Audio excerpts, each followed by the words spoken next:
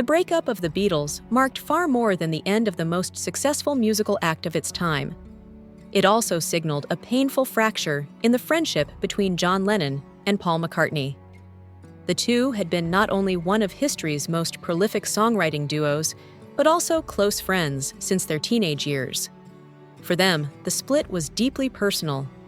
What had once been a creative partnership full of mutual support gradually became clouded by business disputes, leading the pair to turn against each other.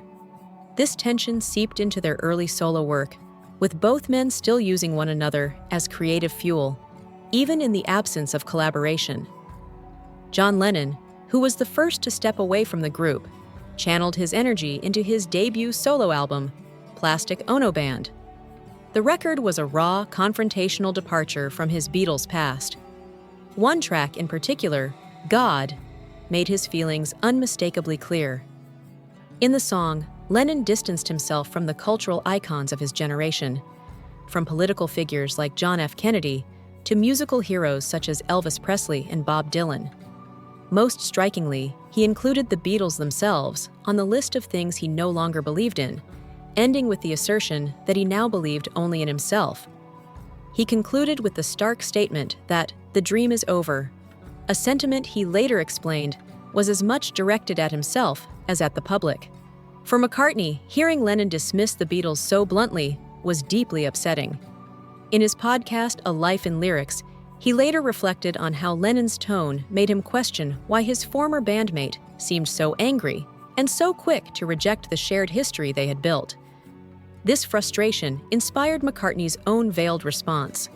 On his 1971 album, Ram, the opening track, Too Many People, contained subtle criticisms aimed at Lennon. McCartney alluded to feeling that Lennon and Yoko Ono were too eager to lecture others about how to live. And in the chorus, he implied that Lennon had squandered the great opportunity they once shared by breaking up the band.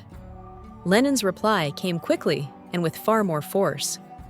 On Imagine, he included How Do You Sleep?, a song loaded with cutting remarks aimed directly at McCartney.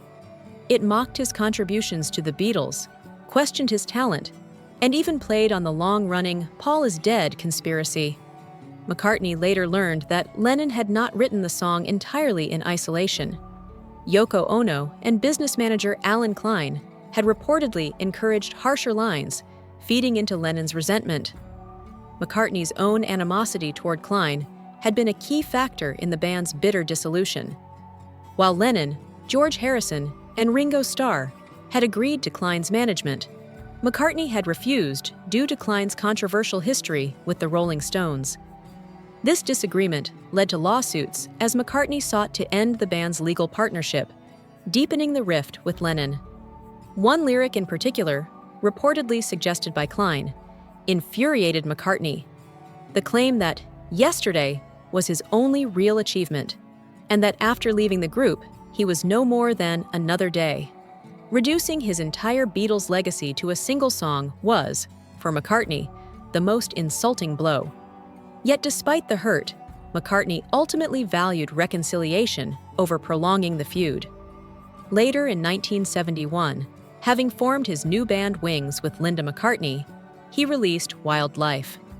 The album's closing track, Dear Friend, served as a quiet olive branch. In the tender piano ballad, McCartney questioned whether Lennon's earlier attacks had come from genuine conviction or from a place of fear and anger. McCartney believed that Lennon had heard the song, though the two never spoke directly about it. In those days, he said, men found it difficult to express such emotions openly. Still, the gesture seemed to have an effect.